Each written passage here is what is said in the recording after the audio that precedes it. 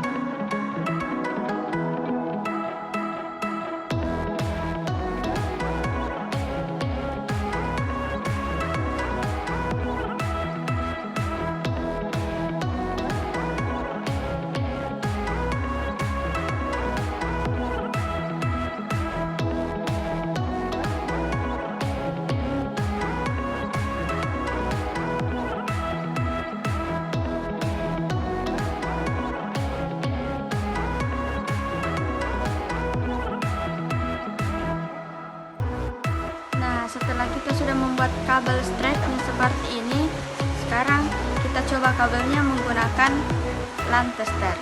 Oke, sekarang kita coba.